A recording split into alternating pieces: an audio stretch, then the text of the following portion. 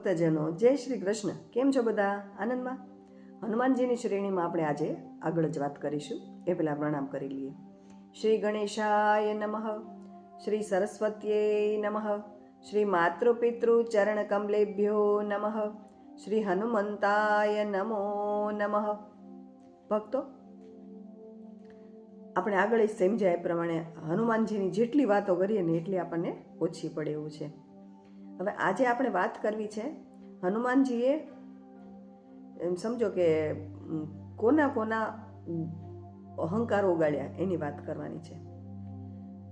તો મહાભારતનું યુદ્ધ પૂરું થઈ ગયું પછી અર્જુન અને ભીમ બંનેની અંદર અહંકાર આવ્યો કે અમે બે હતા ને એટલે આ મહાભારતનું યુદ્ધ જીતી શકાયું. અને ભગવાનને પ્રિય પાત્ર હોય ને એમાં અહંકાર આવે એ ભગવાનને ગમે નહીં. એટલે કૃષ્ણ ભગવાને આ કાર્ય કરવા હનુમાનજીની મદદ માંગી. હનુમાનજીએ કહ્યું જેવી પ્રભુની આજ્ઞા. હનુમાનજી રોજ પોતાના પ્રભુ એટલે કે શ્રી રામનું સ્મરણ કરતા હોય અને એક પ્રભુને પ્રિય એવા નીલકમલ રોજ પ્રભુના ચરણોમાં પૂજા કરીને અર્પણ કરે. પૂજા કરે અને અર્પણ કરે એટલે સીધા એ ભગવાનના ચરણોમાં પહોંચી જાય.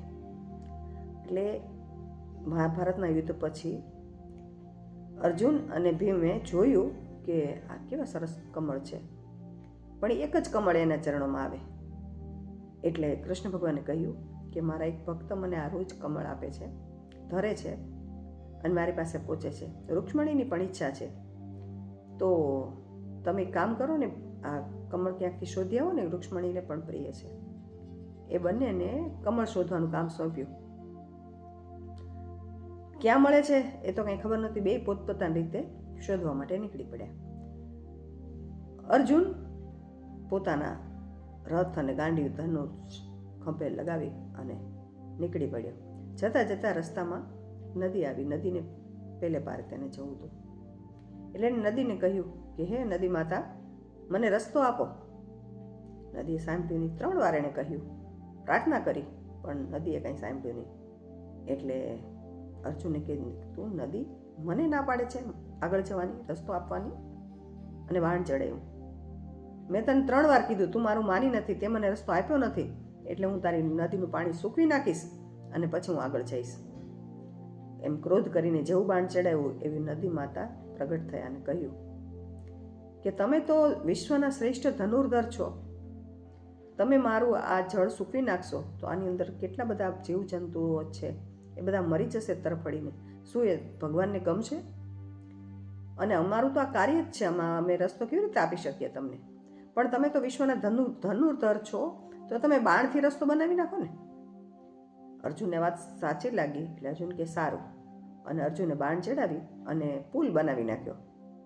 પુલ બનાવી નાખ્યો અને પછી આમ મનમાં આમ ખૂબ ખુશ થાય કે વાહ, મેં કેવો સરસ પુલ બનાવ્યો. ત્યાં એને કોઈનો અઠાસ્યનો અવાજ સંભળાયો. એણે પાછું ફરીને જોયું તો એક વૃદ્ધ માણસ હસી રહ્યો હતો. કે અરે, કેમ હસે છો, કેમ હસો છો? ત્યારે એણે કહ્યું કે આવા તકલાદી પુલ બનાવીને તું ખુશ થાય છે એટલે હું હસું છું. તકલાદી? મારો બનાવેલો પુલ તકલાદી કેવી રીતે હોય?